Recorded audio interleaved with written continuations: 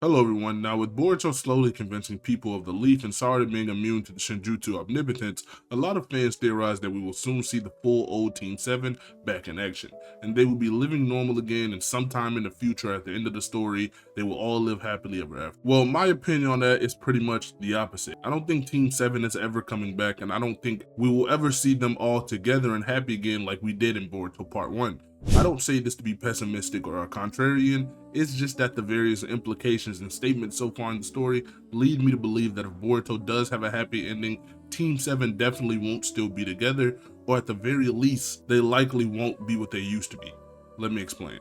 During the middle or kind of end portion of Chapter 7 of Boruto 2 Blue Vortex, Shikamaru and Boruto basically have a talk, and Shikamaru tells him something along the lines of, since you don't want to kill Kawaki and we don't want to make him feel cornered, you will have to still continue to be a fugitive and take on the look as if you killed the 7th Hokage. And you'll have to still be a rogue ninja and won't be able to return to the leaf as long as Kawaki is still alive and as long as Kawaki continues with this way that he's been going. And Boruto basically responds that he knew this was going to happen, he wasn't thinking of any other way out of this, and he's basically fine. This tells us two things. This first tells us that Boruto, over the past 2 to 3 years, have been kind of content with the feeling of he's never going to be the same, he's never going to be allowed back in the village, he's never going to live a normal life again. He's basically going to be on the run and seen as a bad person his entire life. And once you develop a mentality like that, and once you have this kind of pessimistic worldview and way of thinking, and that nothing's ever going to get better, it kind of sticks with you.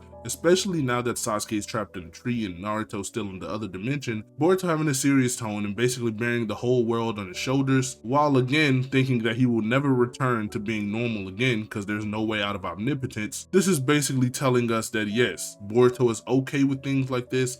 He's finally came to terms with the omnipotence, and he finally understands that he will never go back bright, brilliant, and happy young man he was in Boruto Part 1. He will never have that glowing smile again that we seen when he had his father, master, and all of his friends within his life. And the I was expecting this at the end of his sentence or at the end of this chapter basically also just further solidifies this way of thinking. This means that Boruto has already thought all of this over. This means that Boruto is already saying, well, it is what it is. But what this also tells us is the way that Boruto is going about things in the way of not killing Kawaki also kind of leads into this worldview and also fuels his newfound pessimistic attitude. Given how Boruto doesn't seem to let up in Boruto, even though Shikamaru tells him that if he was in his shoes, he would be thinking of ways to take out or kill Kawaki, Boruto says no. He just wants to punch him, he just wants to fight, and he just wants Kawaki to understand that they are still brothers. Ida also remarks multiple times throughout Boruto and Boruto 2 Blue Vortex that omnipotence is irreversible. It is a divine Shinjutsu among divine Shinjutsu, and it cannot be reversed. So the fact that he is not going to kill the person who is responsible for the jutsu, that being Kawaki, and it just can't be reversed even if he did that, according to Ida, at least with the means that they have right now, or the knowledge they have right now, it can't be reversed. Things are looking very grim for Team 7. Now, of course, I'm not saying they are never going to interact again, because as we just seen with Mitsuki and Boruto, and in the future, I do think Sarada, Boruto, and Kawaki and Boruto are going to interact with each other. It just won't be on the same terms or the same feeling that it was during Boruto Part 1 or even like the Boro or Ao fight. They won't be a team unit. They won't be communicating with each other as if they were friends forever.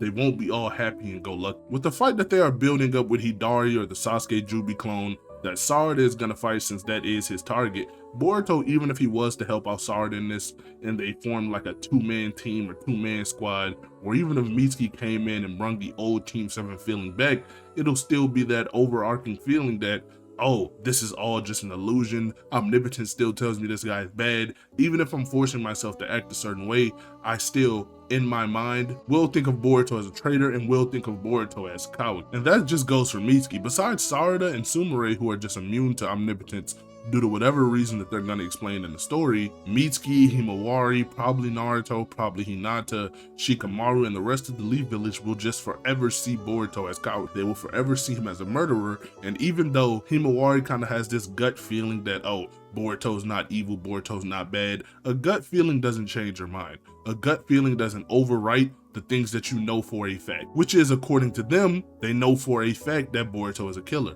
They know for a fact that Boruto is Kawaki. They know for a fact that Boruto is a rogue ninja who went around and pretended to be the Hokage's son or foster child, and inevitably killed him. At this point in the story, that cannot change. And Sarada and Boruto teaming up surely won't change everyone's mind either. Mitsuki, at the end of the day, even though he kind of understands and he was having doubts about Kawaki, and he understands Boruto a little better now, omnipotence is a jutsu that causes all of these doubts to disappear over time.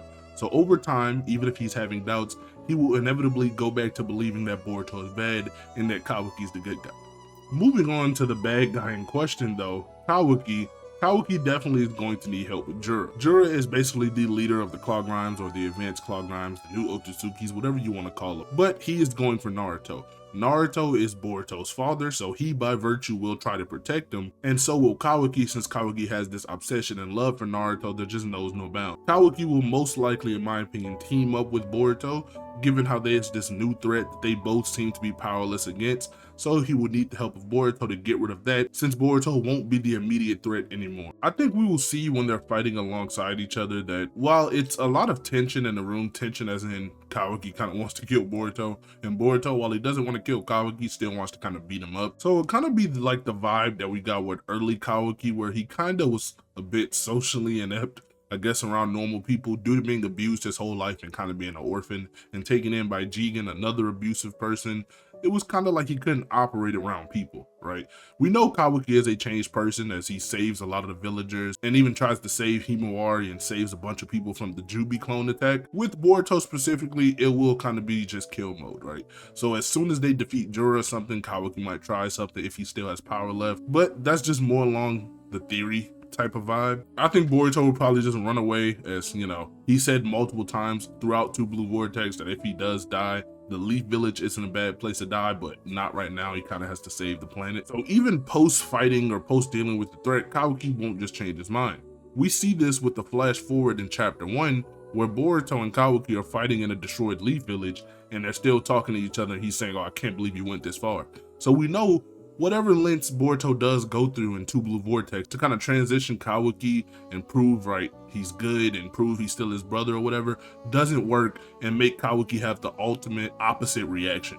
Kawaki goes the farthest he's ever went, and Boruto is not able to save him. That is all we know right now. Moving on to what I think the last member, and I think people kind of underrate his importance in Team 7, but it is Mitsuki.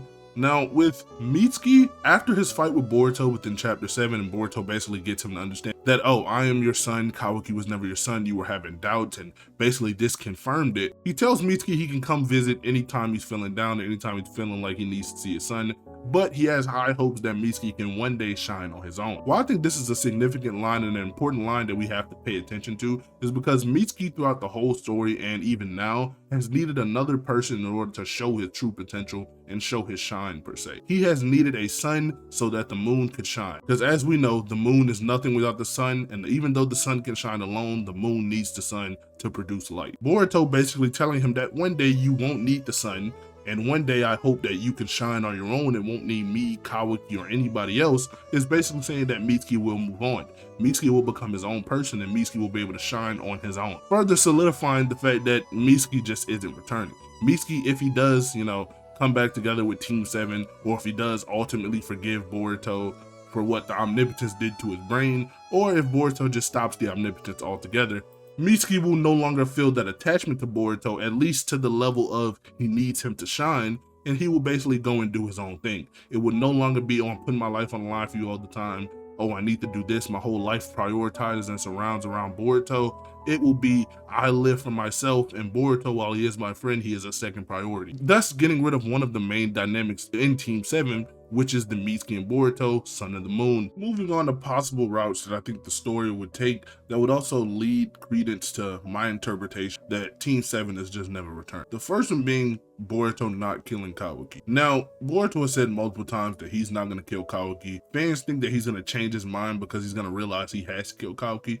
I just don't think that's Boruto. I think is just gonna stick to his word and not kill Kawaki, as that is his brother and he loves him and he understands why he's doing this. He understands that if he kills Kawaki, he's just continuing this cycle of everlasting death and bloodshed between brothers. He knows he can't do that. I mean, he said at the end of part 1, he doesn't want this to end in bloodshed between brothers. He wants to understand Kawaki and show him that he understands just by beating him up and inevitably changing his mind. I think in the end, he'll figure that he just can't do this and he just won't kill Kawaki and go on about his life. He'll realize that there's truly no saving grace to this situation and he'll simply move on. This might be a bit of a bittersweet or unfulfilling ending for most people, but I disagree. That this will fulfill me just fine and this will just be okay. This will be the perfect ending. I think that if he doesn't kill Kawaki, it shows that he stuck to his word. It shows that he didn't let it end in bloodshed between brothers and he just couldn't save the day. Couldn't be the hero, so he just has to move on. That's the way of life. Now, I have no issue with him killing Kawaki, nor do I have an issue with it ending any other way. This is just me defending this ending being kind of unfulfilling and defending people saying, oh, this ending will suck. I won't like this ending, because it'll just show that Boruto's a good guy. Well, newsflash, under the calm demeanor and serious tone, Boruto is still a good guy. He's trying to save the planet as we speak. I don't know why people think that Boruto's evil or Boruto's a bad person now just because he doesn't smile. No, he doesn't smile because he isn't happy, but he's still a hero and still a ninja. Him not killing Kawaki doesn't do anything because, again, he is ultimately a good guy.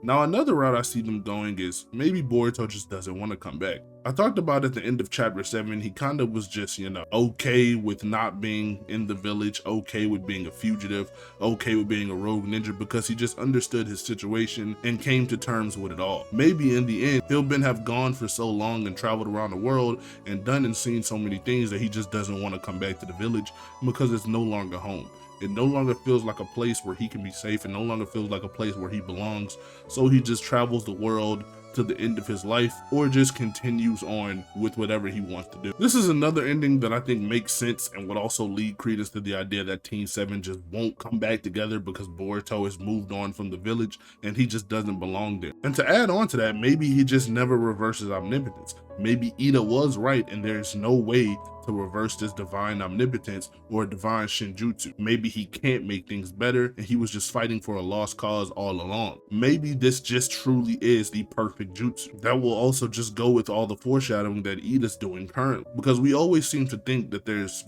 a pot of gold at the end of the rainbow, or there's like a good to every bad situation, but maybe there just is. Maybe his family, once released from the dimension, he gets Kawaki to understand, maybe they go hug with Kawaki. I've seen multiple fan arts of that.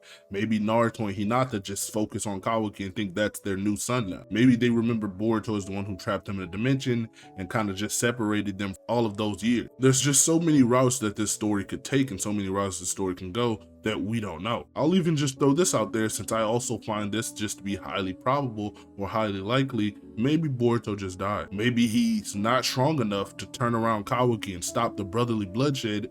Maybe Kawaki actually wins. Maybe the bad guy wins and Kawaki kills Boruto, ridding the world of Otsutsuki's and ridding everyone of threats from Momoshiki. Maybe Boruto just dies in the Leaf Village like in chapter 4 or chapter 3 actually, where he said that the Leaf Village isn't a bad place to die. Maybe Kawaki just donuts him just like he did in chapter 66. Maybe it's a complete reflection on what happened in chapter 66, where they died going with Boruto and Kawaki's plan and Boruto aiding Kawaki and killing Momoshiki.